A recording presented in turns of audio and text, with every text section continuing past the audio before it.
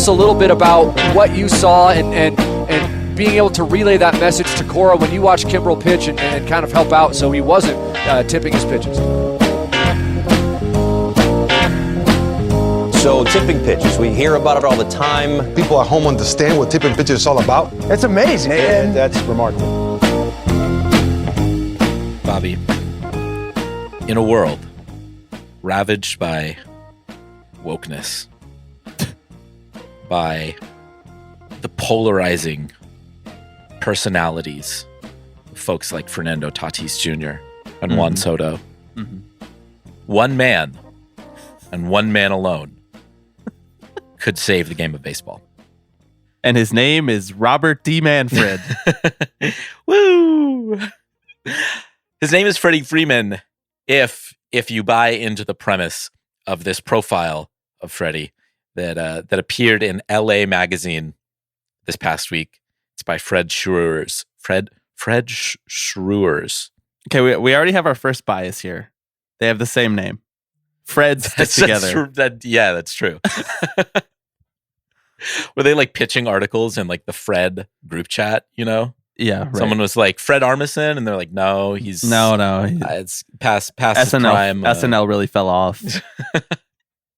They're like, anyone heard of this Freddie Freeman guy?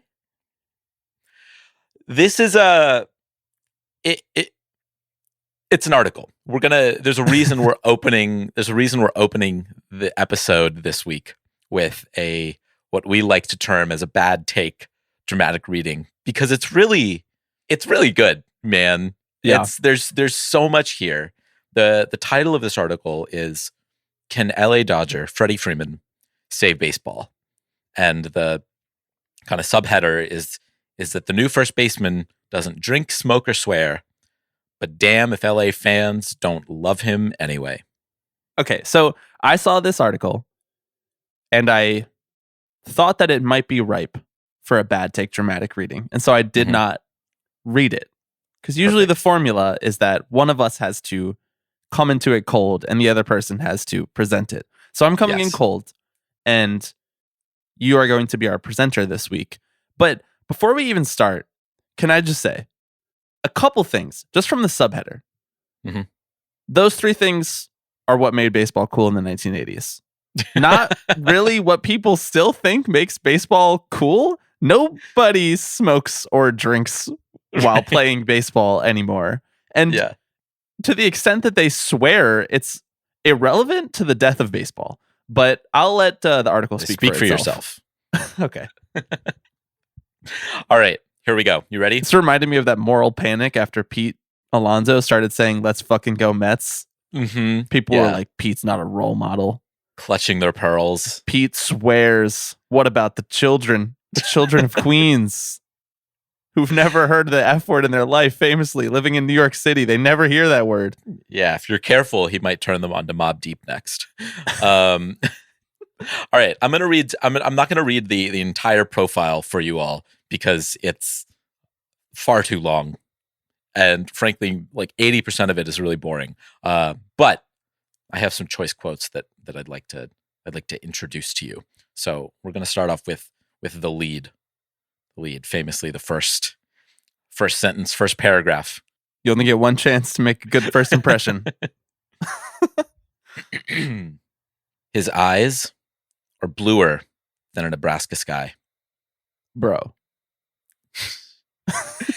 His hair, when it's not tucked into a Dodgers cap, is the golden hue of a Kansas cornfield. And his big, bright, 500-watt smile has all the sparkle and shine of, oh, what the heck. Let's go for the full cornball, red, white, and blue cliche. Fireworks on the 4th of July. About the only thing he's missing is a bat with a lightning bolt and the word Wonder Boy stenciled into the wood. Ooh, boy. Wow. I thought we were doing the article about Freddie Freeman, not the fan fiction that you discovered on the 30th page of Google results about Freddie Freeman. This reads a little bit like it's from like a New York Times profile of some like dipshit alt-right college student who's whining about being like censored on campus, you know? Like everything changed when Freddie Freeman wore a MAGA hat to class one day.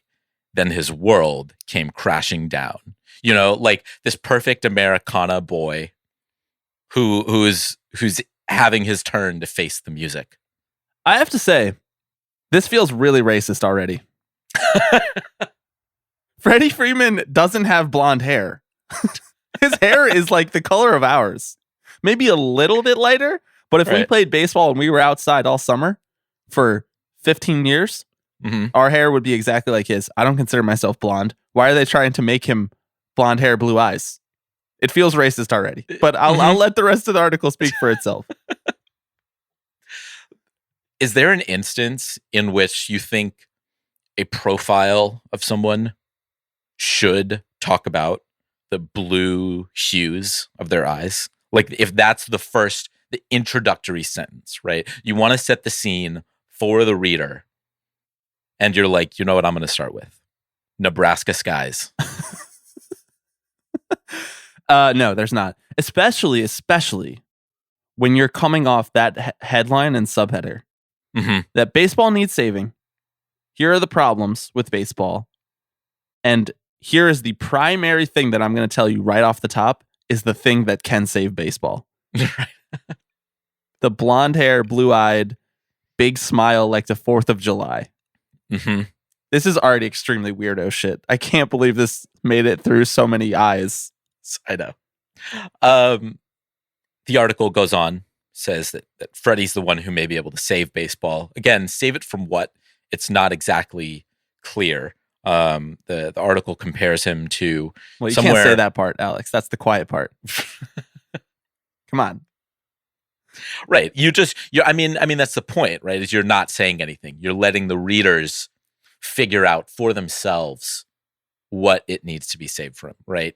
Freeman is the platonic ideal of the baseball player, right? You don't even need to talk about what the other side looks like. You let the readers do that work for themselves.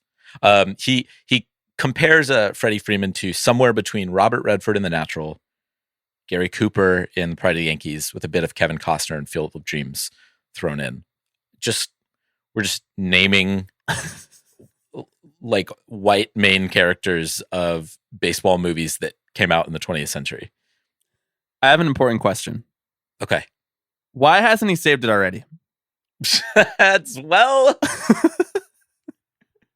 Was he just waiting for this article to do it? He's like, he had it in him all along, and now he needs everybody to believe that he can do it. He was biding his time. Freddie Freeman made his MLB debut on September 1st, 2010.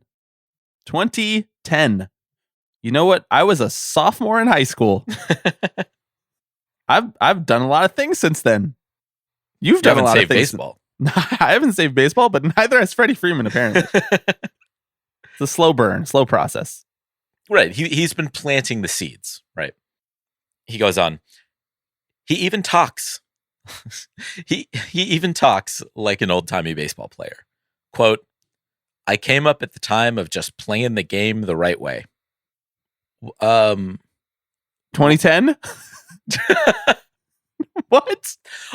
What does that mean? What old-timey baseball player was talking like that? Like, unless he threw on suspenders and twirled his mustache and talked in like a transatlantic accent. His mustache, the same as a cornfield in Iowa. It even appears, if you look closely, like it sways back and forth on his upper lip. Yes, exactly. It sounds like the writer wants to have sex with him. It kind of does, yes. He's also a throwback. He's also a throwback to an old-fashioned sort of baseball hero, complete with the model pretty wife and 3 adorable town-headed kids. Deeply religious, he doesn't drink, curse, smoke, or even chew tobacco. He's a walking, talking Wheaties box, a font of Norman Rockwell-style wholesomeness, but miraculously, in a way that doesn't make anyone want to barf.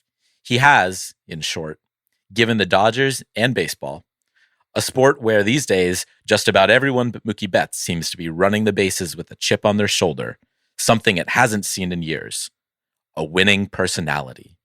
Wait, so was that a drive-by shot at Mookie Betts?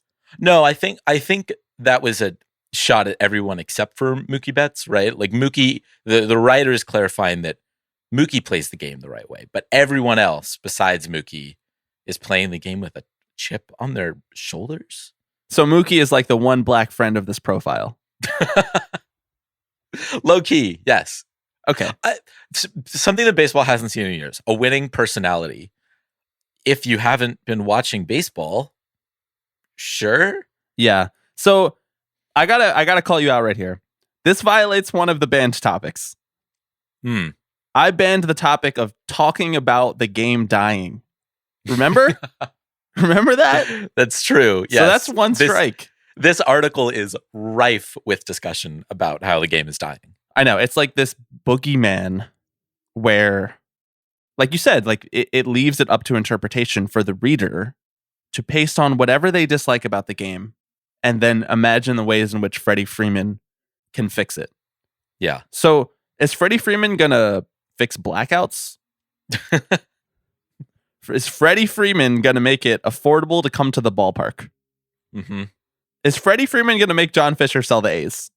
Right. This article is very light on what it is that Freddie Freeman is actually doing to save baseball, besides like being a white wife guy, you know? Yeah. Mm-hmm.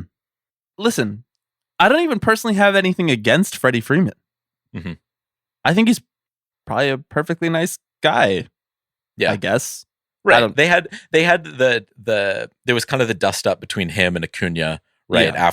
After Freeman left the Braves, and that sort of, it felt like a bit of a litmus test, kind of a line in the sand, right? Of like the era of baseball play, right? There's like the new baseball players who play the game the right way, and then the new baseball players who are just playing baseball because that's what they were taught to do, right? And it wouldn't surprise me if this article was kind of born out of that, right? It's like, here's Freddie Freeman, who is maybe being unfairly maligned for talking shit to his teammate. I don't know. This is why I banned the topic, though, because there is no right way to play baseball. Mm-hmm. There is no one right way to play baseball. And this is how we get these modalities of thought, is we put certain guys on a pedestal, and then any deviation from that, we think that it's wrong or like perverting the game in some way, or, bastardizing America's pastime. Like when you talk about a guy this way, it's either conform or be villainized. Yes. And I don't know. It's extremely weird. And I gotta say, I don't think baseball needs saving. Last time I checked, savior complexes for multi-million-dollar athletes are not a good thing. We're not a good thing. Like nothing good is going to come out of that.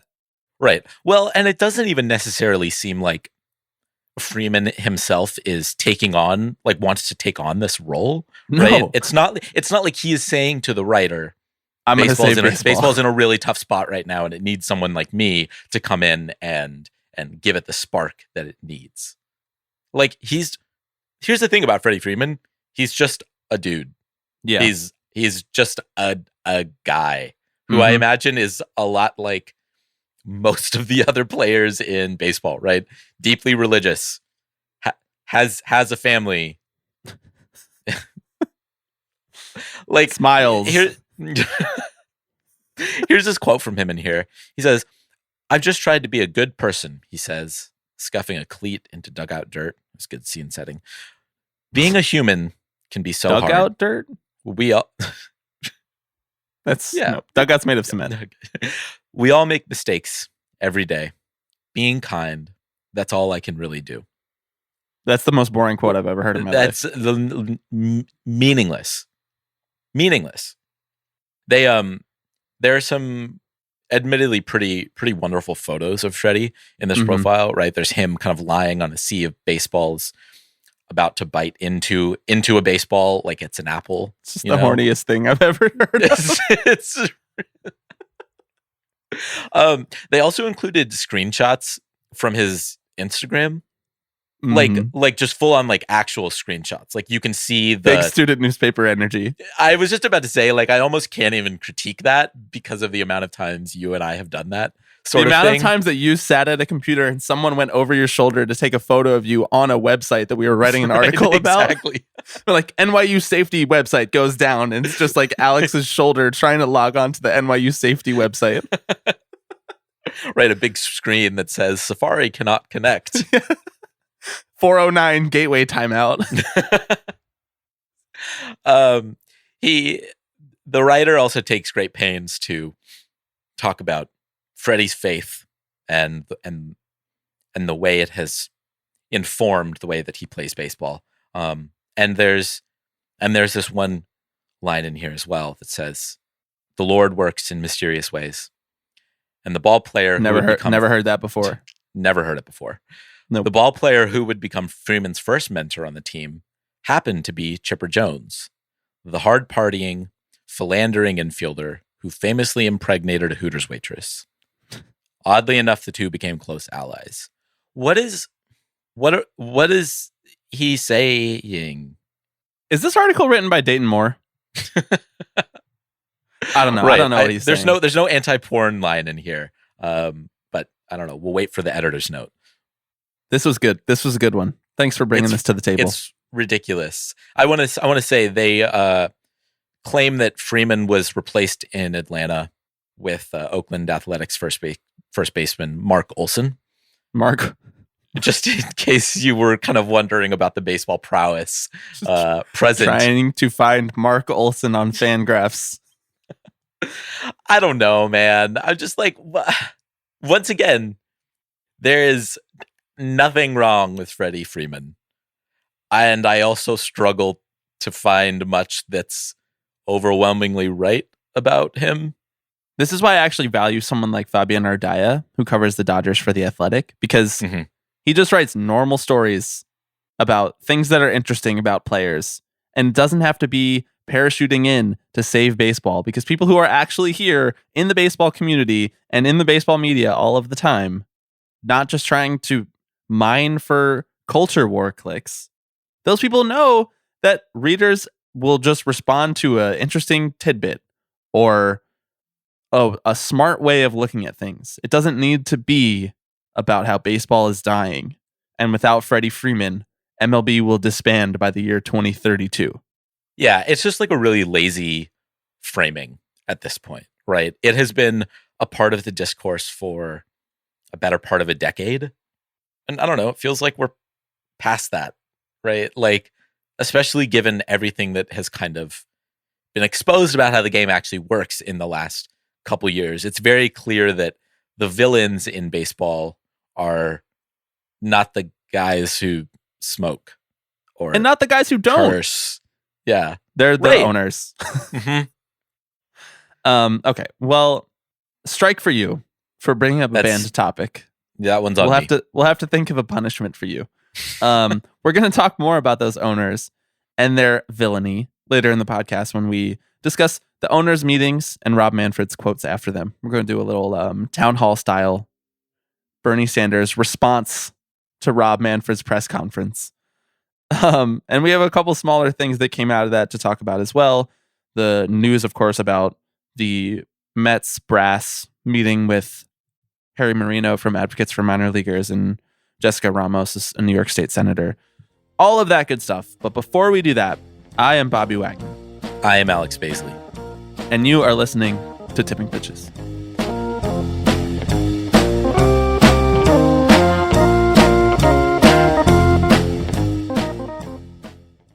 Alex, listeners with a fine-tuned ear might be able to tell that I'm a little congested at the moment. I want to extend my apologies for any sniffles that sneak through or sneezes or coughs. I'm sick with what is very likely the virus that causes COVID-19, but we'll see. In the next couple of days, I'm going to power through anyway, so this will be forever remembered as the maybe COVID pod. Right. But the show must go on because we have so much to talk about. So much happened in the news in the past week. But before we even get to that, I want to say congrats to you, noted Oakland native, on the Now San Francisco Warriors, the Golden State Warriors, winning the National Basketball Association championship trophy. Where does this go? I wanted to ask you. You're obviously a baseball fan, which listeners of this podcast I think know. Mhm. You're a fan of the Oakland Athletics. Where does this compare to if the A's won the World Series? Like on a scale of 1 to 100, how good does it feel to watch the Dubs win the NBA Finals? I mean, at this point, it's all I got, right? Like the notion of the insert city here Athletics winning the World Series is like not even on my mind as a possibility at the moment for the near future. I mean, it feels really good, right? It feels good because the Warriors like weren't really supposed to be here, right? They were one of the stop with this. worst- Stop with Okay. this. Nobody believed in us bullshit that Nobody- the Warriors are doing on the post-game press conferences. Being Right, like exactly. everybody thought No that one- we were the trashiest team in the league. We were going to win 8 games this year. We're going to break the Sixers record for worst record of all time. Mhm. No. Hey, man, No. Steph Curry. I was told And- he's a and- bad shooter. No, it's really goofy, but it's really fun because you can tell how like, I mean, you want to talk chip on their shoulder, whether earned or unearned. This is a team that like very much is pushing that narrative, right? Of no one believed in us, and they're so cocky about it. I love it so much. There's such a different tone, kind of from when they won a few years ago. Pick your championship, but like this one, they're very much like we're the old Alex, veterans. like, count the rings on my fingers, bro. Exactly. They're like so fed up. I don't know. I love it. I mean, I needed to ask you. I needed to show respect. You have your Warriors, your bona fides. There's video of you out there interviewing the We Believe Warriors players Yeah, as a exactly. kid and coming up to Jason Richardson's hip. So you're a real one. You're a real Warriors fan. It's not fake. That's a Patreon exclusive down the road. Is me asking Jason Richardson, what sort of music do you listen to? Congrats to you. Congrats to the Warriors, I guess. Lesser of two evils kind of situation.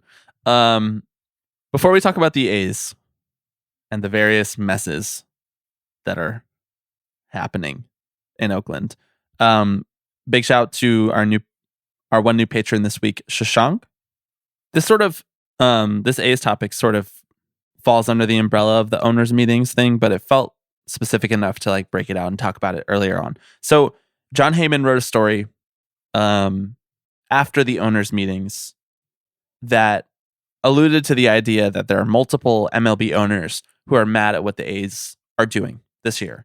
And specifically, they're mad at them because the A's are now receiving revenue sharing checks from the league and from the rest of the 29 clubs. Again, after being iced out for a few years. Right. They are back to receiving revenue sharing because supposedly the justification is that they're spending a lot of money on searching and developing a new stadium site. And so in order to remain financially solvent, they need to start receiving revenue instead of paying revenue sharing. So Heyman reported that other MLB club owners are frustrated that the A's, immediately after starting to receive revenue sharing checks again in these most recent CBA negotiations, went out and sold all their best players and their most expensive players and traded them away to different teams and basically admitted that they have no interest in competing. The stated goal of revenue sharing is supposed to make it easier for smaller market teams who are maybe not as financially viable in their markets, allegedly. It's supposed to make it easier for them to compete, not easier for them to go sell all of their players and tank intentionally. So, I don't know. I wonder what do you make of this as an A's fan, but then also as a co-host of the Tipping Pitches podcast? I mean, I think my reactions are probably similar regardless of the lens through which I look at it, right? Because the premise of these quotes is correct, right? One of the owners, both of them are quoted anonymously, but one of them says, the idea of revenue sharing is not to make money, it's to field a competitive team. The A's took money and put it in their pocket.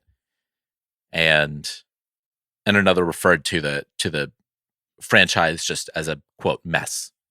And these are accurate characterizations of what is going on in Oakland, right? I mean, my response to this is something along the lines of, you had a hand in creating this system that the A's are able to now benefit from, right? There was much talk in the offseason as the CBA was being negotiated about what to do about tanking teams, right? And competitiveness around the league. And it was, as we've mentioned, kind of the most glaring oversight in what was eventually agreed upon, right? There was not much in the way of changes to the way that revenue sharing actually works. There was not much that actually incentivizes teams to spend the money, because when on the one side of the equation you have the ability to pocket millions of dollars, it can be probably hard to come up with an alternative solution that is more enticing to a potential owner, right? But these sorts of stories always kind of rub me the wrong way, because it has big, like, someone should do something about all the problems energy, like instead of going to John Heyman, who will give you cover to talk about the A's anonymously, why are these not concerns that you were voicing during the negotiation of the CBA? Why are these not things that you are bringing to Rob Manfred? And, the most generous reading is that they, maybe these concerns were aired, right? The A's were voted back into revenue sharing with a 3/4 vote among the owners. So there was some dissent there, but I'm just kind of like, now what? Yeah. What are you gonna do about it? And not from like a snarky way, right? Like from a way of like, okay, you can have all the quotes you want, but you are at the levers of power right here. Yeah. For me, there's two things. Number one, it's the players asked for this, like, so am I supposed to believe that 1/4 of the owners were amenable to that idea to change revenue sharing? I guess that's how I would read these quotes. That's what it would lead you to believe, that these owners who spoke to John Heyman for this New York Post article, they were on the players' side when it came to this. And maybe they didn't actually say that plainly in negotiations, because that would give away a lot of leverage, and you never give anything away for nothing. And maybe they didn't think it was worth the trade, so to speak. But if this is what they think is better for the health of the game and the health of the 30 teams and the health of the fan bases, then like do something about it. You know what I mean? Don't let this be the de facto way to own a baseball team. Because it's not like John Fisher and the A's are doing anything completely out of left field. Like, this is how every team operates. And so I don't understand why are you mad now? Because they do it in a way that is a little too obvious for you, because Dave Kaval is getting mad on Twitter, like, because the fans actually decided not to show up, and now you look stupid? Is that why you're getting mad now in a New York Post article? I don't know. That's the first thing. And then the second thing is, this strikes me as something that it's kind of shocking to hear owners say this, because you'll remember when the players agreed to return to work, when they signed the CBA, they agreed to the terms in that CBA to end the lockout. And they also agreed to end, or to drop, their 2020 grievance about the return to play, the $1 billion grievance that they had filed against MLB, that they were acting in bad faith about trying to negotiate to get back onto the field during the pandemic. There was also another lawsuit. There remains another lawsuit that certain teams are abusing the revenue sharing system. That, as it states in the CBA, what they're supposed to do is take that revenue sharing money, as the owners are saying in this article, they're supposed to take that revenue sharing money and reinvest it into the on-field product, reinvest it into the team, not pocket it as profits. Well, sounds to me like the owners are admitting that they're doing this. And I don't know, the grievance doesn't extend to the present, and it doesn't extend to what the A's are doing right now. But that grievance was filed against, I believe, the Rays and the Pirates, right? Right, along with the A's and the Marlins. So the A's are included in it. Right. So, okay, wrap it up then. They win the grievance. Yeah. You just admitted that you did it. Yeah, the owners, it does feel like, are maybe a little boxed in right now because what some of these teams are doing is so brazen to the point where players are willing to come out and talk openly about this sort of thing, right? And on the one hand, you kind of need to toe the company line, right? Manfred expects the owners to fall in line with this sort of thing. I think he'd rather be the one who is leading the narrative around what the A's are doing, for example, rather than hearing them from quotes in a New York Post article, right? But it's also like, if you see what the A's are doing and you see that there is kind of a rising, I don't know, acrimony around this, it's like hard to stay silent, right? Like you want to feel like maybe you can do something. If you're Hal Steinbrenner, right, you're probably pretty pissed off. Yeah. But again, like I'm like, what does this do, really? Like, what is this? How pissed What off are bearing you? does this though? actually have? Yeah, Because you still voted 30-0 to ratify the CBA with this exact same system in it. right. You're not pissed off enough to blow up the whole system because you recognize that, by and large, it benefits your ilk, right? I'll say for Rob's purposes, there's a section in this article that says MLB people point out that the A's have spent considerable sums in the Howard Terminal and other projects to try to land a new home in Oakland, and that even with the monies they now receive from the league, plus the loot saved from their multiple stars they traded, they are still losing money. That is what MLB sources point out. So there is a hedge in here against what some of those owners are saying, that the system is not actually being abused because you're not allowed to take the money and turn a profit from it. You're not allowed to take the money and reinvest it in something that is external to the organization. MLB is trying to say, no. They're taking this money and they're reinvesting it in the Howard Terminal project, which is, part of the A's organization. So it would be above board with the way that the system is outlined. But it's kind of contradictory elements to a lot of these quotes from the MLB owners that are in here. Anonymous though they are, still pretty contradictory. Yeah, I don't know. They just ring kind of hollow to me. I agree. Like until you're willing to go on the record and talk about this sort of thing, right? Put your name behind it, throw your weight around. Have your Theo Epstein moment, Hal Steinbrenner. Exactly.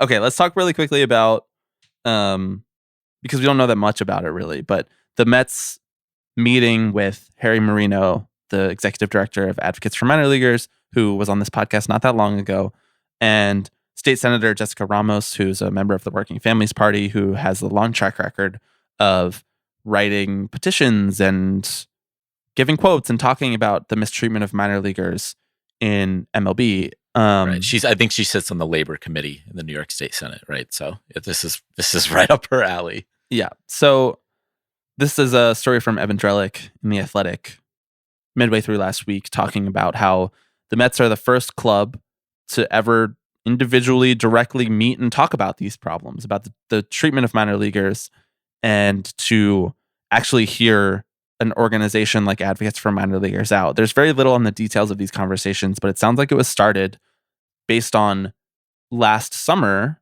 an Advocates for Minor Leaguers tweet. Knowing Steve Cohen, this actually adds up. An Advocates for Minor Leaguers tweet that said that a bunch of other organizations had fixed some of the problems with minor league, like the Giants had a problem with minor league pay and they addressed it very quickly. And then the Mets were still lagging behind. And Steve Cohen responded to that tweet and said, "This is news to me. I'll look into this. I don't want to be reactionary and respond too fast, but we're going to look into fixing this." So that opened up sort of an avenue, a window for dialogue among these groups. And they met to discuss about the 7 proposed changes that Jessica Ramos, at the behest of Advocates for Minor Leaguers, proposed to the New York Mets to be like the industry leader on minor league pay. And that's pay your weekly salaries all year round without periods of free work, provide or cover the cost of in-season housing, provide or cover the cost of 3 meals per day during the season, provide multiple buses on road trips and sleeper buses on overnight road trips, assist players in shipping their cars to new affiliates if reassigned, and assist players without a car in getting to the field each day, cover the cost of off-season training, and adjust salaries and per diems based on the cost of living in different affiliate home cities. So that's the ask. MLB is notoriously missing from this article, and as part of a memo from the long-running lawsuit against MLB, the class action lawsuit by minor leaguers against MLB, MLB had said in a February 14th, 2020 memo that clubs, they're welcome to exceed the pay scale at their discretion for non-first year players. So MLB had told those minor leaguers, if clubs want to pay you more, they can pay you more. We're not colluding against you. And so advocates for minor leaguers, I think really smartly decided, well, we're just going to start talking to individual clubs and saying, will you pay us more? Will you meet these 7 demands? I don't know. Do you have confidence that legitimate positives will come out of this? I really don't know. This story was praised a lot by both Mets fans and baseball fans kind of more broadly on Twitter when it came out, right? Saying that the Mets are a stand-up organization. Steve Cohen is, doing what's right. Steve Cohen, notorious for just doing the right thing.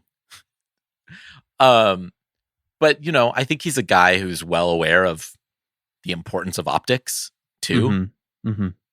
And let's not forget that nothing has happened yet, right? Like players weren't even a part of this meeting. There's a second meeting that's, I think, still being scheduled right now that players are going to be a part of. So sure, this is a wonderful first step, but I don't know. I've been burned before, right? Like I'm not holding my breath necessarily.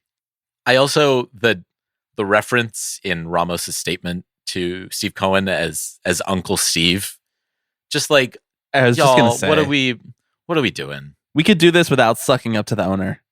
Literally.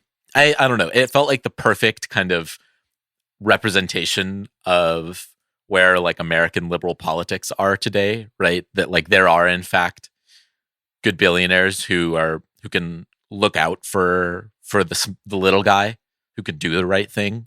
Yeah. That we just need one insurgent member of the billionaire class who's willing to undo all of the bad that the rest of the billionaire class has done. Yeah. And hey, it's not nothing, right? Like if Steve Cohen wants to go and pay his minor league players appropriately for the value that they are creating, by all means, I am not going to stop him. But like I also recognize that he runs a business, right? Do I necessarily expect him to do this just out of the goodness of his own heart? No. I think he probably realizes that there might be tangible benefits to treating your minor league players like human beings. Yeah.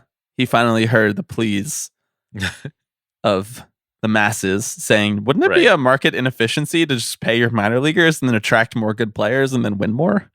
Yeah, exactly. I mean, this was still the guy who was talking about Kumar Rocker like he was a stock, yeah. Right? Talking about return on investment and the value of picks in the draft. So yeah, I think the jury is still out really on what's actually going to happen. But it's, I don't know. I think it's easy to fall into the trap of like, at least they're talking. Yeah, I think that somewhere Jerry Ransdorf is sitting with his arms crossed, nodding his head, saying, "This is what I try to tell you guys. You bring in someone who's a wild card, who's willing to break rank on certain things, and you don't know what could happen, whether it's transformative or not. The owners are not going to be happy about this, right?" And I think Cohen is sort of perfectly positioned to lure those people into his camp to like win them over because he's not afraid to spend money. The other guys, like, they don't spend. The whole thing is that they don't spend money. They leverage every built-in advantage that they possibly can. One of Steve Cohen's built-in advantages is that he's actually a Wall Street guy who spent and spends money. He knows that you have to spend money to make money. All those like dumb cliches. He actually made $14 billion doing that. And of course he had criminal activity to do so. But in the context of baseball, like criminal activity is currently codified in United States federal law. Right. It's mostly encouraged. Exactly. So I don't know. He is kind of, like Jerry Reinsdorf theorized, the perfect person to unravel it all, and that's why they didn't want him around. Yeah. But hey, that sale price was sweet. Mm-hmm. You get that. Yeah. Yeah, the rising franchise value raises all boats. This came at the same time, or right around the same time, that Bill Shakin of the LA Times wrote an article about the Department of Justice recommending to a federal court that they limit the scope of baseball's antitrust exemption. So all of these articles are in the description if you want to read the fine details of them. But honestly, I don't know how much this matters, because without the Supreme Court rehearing a challenge to the antitrust exemption, we're not going to get a full repeal of it, and therefore we're not going to get a legal environment in which minor leaguers can say, hey, you've been colluding against us this whole time, and sue the MLB owners and Major League Baseball. But I do think it's interesting that there are all these forces kind of aligning right now. That it seems like some of these built-in advantages are going to need to change or die. And, I'm not really that optimistic about it changing in a way that is super beneficial to anyone except the owners while they still exist. But I at least think that it's positive that a federal court will have to narrowly define the scope with which the antitrust exemption still exists, because it's changed so many times. And because we don't frankly know plainly how it would play out in a legal setting at the different levels of baseball. We know that it doesn't apply to the MLBPA covered players anymore as part of the 1994 Return to Work agreement. But we don't really know how it would affect minor league affiliates or minor league players who are saying that you're colluding not to pay us. So I don't know. It's good, but do I think that the Department of Justice is going to act in favor of the little worker? Probably not. Right. And this comes in the context of the antitrust lawsuit that's currently being levied against Major and Minor League Baseball, right, on behalf of 3 teams that were contracted in the shakeup a couple of years ago, right? Some of you may remember this offseason we had on Jim Quinn, who is one of the lead litigators in that lawsuit, and he talked about what makes this lawsuit different from past ones and kind of what the goals are for it, right? And again, it's a massively uphill battle, right? It's the kind of thing that goes back and forth for potentially years, and it takes appeals and in theory you want to take it up with the Supreme Court because their view is that there's a more amenable environment to this sort of challenge. Something tells me that Major League Baseball absolutely has no interest in actually giving the courts an opportunity to make a ruling on this sort of thing, given kind of what we've heard from them about how they feel about the antitrust exemption, right? And this is a legal precedent, right? It's not a legislative precedent. So the courts very well could say we don't think the antitrust exemption applies in this manner anymore, and the league could turn around and go to Congress and ask for specific legislation that carves out that antitrust exemption. I'm not sure that Congress would be very amenable to that sort of legislation right now either, given that in the last year there have been a couple different bills aimed directly at the antitrust exemption. So one in the House of Representatives, because MLB is too woke, and one in the Senate from Bernie Sanders because MLB is, I guess, not woke enough. Right, exactly. Either way, it feels like the walls are closing in, at least on this specific lawsuit, which is why I feel like the most sensible thing for Major League Baseball to do to protect their own interests is to settle it, because like they did with the lawsuit surrounding minor league pay, which we talked about a few weeks ago. Certainly, I don't think this is the straw that breaks the camel's back on this exemption. I think MLB finds a way to kind of wriggle out of this, But it is another domino suggesting that it may fall, right? It is having the Department of Justice suggest that the courts should limit the scope of that exemption is like not nothing. Yeah. And that's something that the courts could, if they wanted to, take into account. Okay, let's take a quick break, and then when we come back, more takeaways from the owners' meetings, and specifically Rob Manfred's press conference after those meetings. And I'm sitting on a bench in Coney Island, wondering where did my baby go? Okay, Alex, last week we said that Rob had kind of been laying low for the 2022 baseball season. Well, ask and you shall receive. We got a lot of Rob this past week after the MLB owners meetings, which gave us a bunch of news. So this podcast has been mostly news this week, not a lot of bits. Manfred came out after those owners meetings and basically gave a watered down summary of what they discussed. And I wanted to run down that list. This is also from an article by Evan Drellick in The Athletic, where there's sort of like these subcategories of things that Rob talked about. I wanted to run through those things with you and just get your reaction to them. All right, let's do it. The first is that he basically had nothing of substance to offer about minor league housing and general conditions. I feel like we covered that already. I really respect that Evan put in the full kind of unedited quote from Rob, because it kind of it illustrates his like stop and start, his like inability to really say anything of substance, right? The quote reads, "Minor leaguers, like all of our employees, we're constantly in a position, whether they're employees here or major league players here, we're constantly in a position where we're getting input from people and trying to be responsive and create the best possible workplace." Bro, that what? is nothing. That means nothing. I have to say, I appreciate Rob Manfred acknowledging that we're constantly in a position. That we're constantly in a position, that we live in a society. I mean, you and I are in a position right now. The listeners, they're constantly in a position. Mm-hmm.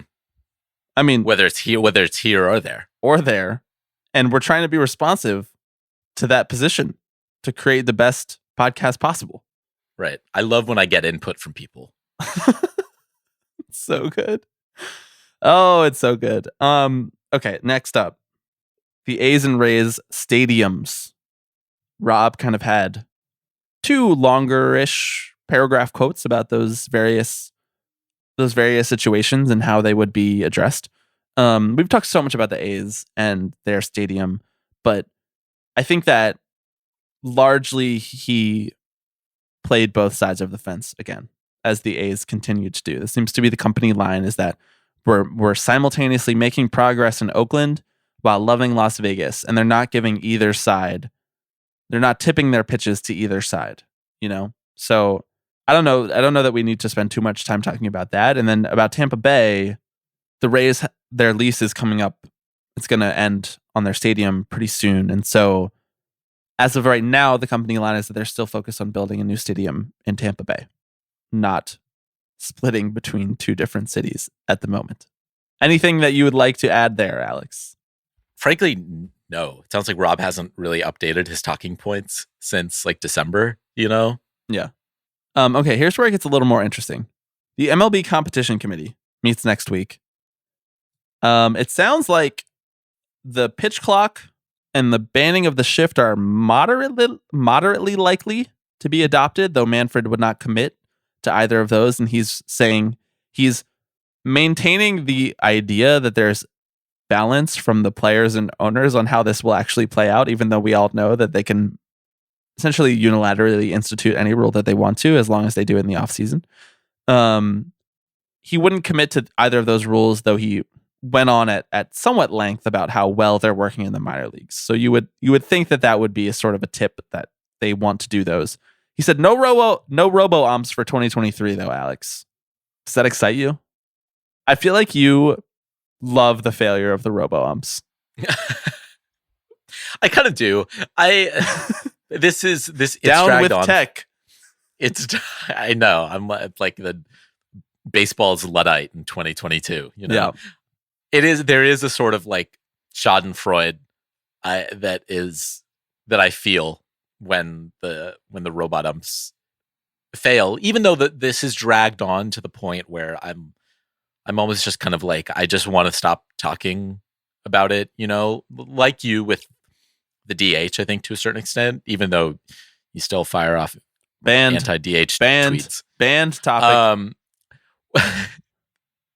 I'm just kind of like, if this is happening, like, okay, let it happen. Let's do it. The interesting part in this article for me was a suggestion that they may experiment with manager challenges to calls from the robot umps. They might experiment with manager challenges to the calls from the robot umpires. So wait, no, I think it's the other way around. I think that this option would be you leave the human umpires and you use the robot umpires only in a challenge. So you would the home plate umpire makes the call and then you appeal to the automated ball strike system, almost like tennis, where there's like the line judge, and if they call it in, you use one of your challenges and they have like a 4 or 5 second ball tracking system that shows where the tennis ball hit and whether it was on the line or not. Gotcha. Okay, that's the difference. That's the difference one word can make. Allows teams to appeal to the automated ball strike system, not allows teams to appeal the automated ball strike system. So yeah, it's early out here on the West Coast. I kind of like that one, actually. Sure. Applying tech in limited ways. Again, do you trust Major League Baseball to implement this sort of thing in like an efficient manner? No, but they should be able to, honestly. Right. Honestly. And right. And what if Rob Rob's says quote down is here, any indication, yeah. They're already doing it quickly in the minor leagues. It's so this quote is so funny to me, where he's just like, I have to say, I saw 3 challenges in the minor league game. The first one was so darn fast I missed it. What happened? I mean, it was like 4 seconds, literally. I kind of like that. I mean, 4 seconds is a pretty good replay change. So Rob knows that replays are too long, basically, is what I take from this quote. He was able to talk at length. I missed it. What happened? I can just envision him saying that. He has more to say about the period of 4 seconds than he does like the treatment of minor leaguers, Oh, yeah. Because one isn't his fault and the other one is. Okay, here's the most interesting of all. Saved it for last. MLB continues to push towards its own streaming bundle, Alex. The much talked about, as Rob Manfred dubbed it this past week, an undertaking called MLB Media. So my understanding is that this would be like MLB TV without blackouts. He didn't commit to that. Mm-hmm. But we already have MLB TV, so I would have to think that a new undertaking would be something slightly different. And the only thing that you could change about MLB TV is that you can't watch it in market. So you could make it available in market and charge people more money, which seems like they probably will do that. I guess the question that I have about this one is that why haven't they done it already? I mean, I think the most obvious answer is limitations with the regional streaming networks, right? And some of the rights that they've granted to them. But MLB does kind of hold the cards in this situation. Like, these are their rights that are being negotiated over. And although Manfred makes the case that local revenues are very strong right now and they're not concerned about them. My local revenues are very strong right now and we're not concerned about them t-shirt. Exactly. Has people asking a lot of questions already answered by my shirt. So I think that the regional streaming networks might be doing okay, but I think they're maybe not doing as well as some owners and some members in the league would like to think that they're doing. Mm-hmm. And so with RSNs kind of on the back foot a little bit, I do think that MLB is in a good position right now to explore this sort of thing. Yeah. Right. It does seem like the stars are kind of aligning. I loved Manfred's quote. It said, "We're concerned about reach. We think that we have fans who want to watch baseball who don't feel they have an adequate opportunity to do that." What the fuck gave you that idea, Rob? Was it all of the people tweeting incessantly at you guys? Was it all of the memes that get made about blackout restrictions? So right, every athletic article that polls fans who are like, yeah, no, that's our number one issue. Yeah, it's really hard to watch the games. I had a problem with my Apple AirPlay, and so when I was streaming from my laptop, because I'm blacked out of MLB TV games, and I've been streaming from my laptop and trying to AirPlay to my computer, it wasn't working, and I was freaking out. I was having an aneurysm yesterday. I was really mad. But that's neither here nor there. I think that what will end up happening is you will just have MLB TV, and in order to continue their RSN partnership, these different RSNs will have to develop their own streaming services or agree to remove blackout restrictions within the MLB TV app if customers pay them an extra $5. So you'll be able to, or an extra $5 a month or whatever it actually ends up being the price wise. So what it'll ultimately end up doing is transfer the responsibility onto the customer. But I guess we kind of always assumed that would be the case, right? Right. Yeah. Otherwise, MLB will say you can't broadcast our games if you don't give them this option. That's probably what I would imagine that they would do. Yeah, I think we're still probably at least a couple of years out from really seeing any meaningful changes on this front, right? There's a lot of negotiations that have to happen for a shift like this to actually take place. I have to give them the smallest amount of kudos for even recognizing that this is an issue, you know? Yeah, it only took them 10 years to come around. 10 years of people not using cable anymore to realize that maybe people don't have cable anymore. I'd love to find like the first instance that someone used the word, the phrase cord cutting. Mm-hmm. And if I had a time machine, I would go back and stop that person from using that phrase. Sick of hearing that. just not even the concept, just the phrase itself. Yeah. Cord cutters. You need cords to stream things. I have It's 4 inaccurate. cords coming out of my computer right now. Yeah. My TV has to plug in to My the Wi-Fi wall. router's got so many cords. I'm not cutting any cords. If anything, I have more cords than I had before. So maybe we should be known as the cord adders. All right. This is how you know that this podcast needs to end. Big thank you to our Alex Rodriguez VIP Club members. We shout out 5 of them at the end of every podcast for being the top tier producer level supporters that they are. This week, we are saying big thanks to Ben, Kara, Austin, Cameron, and Jose. Alex, what do the wonderful listeners of Tipping Pitches need to know as we bid them adieu this weekend? They should know that there is, in fact, a Patreon. This is true. You can gain access to all sorts of cool stuff, including at the highest tier, a Q&A every other month. We just hosted our first one last week. It was a blast. Thank you to everyone who came out and chatted with us. It was a freewheeling conversation, and frankly, it was really lovely just to see everyone's faces and be able to connect with folks like outside of Twitter. Because boy, what an awful place to try and like forge friendships. Yep. So that was a lot of fun. You'll get access to that.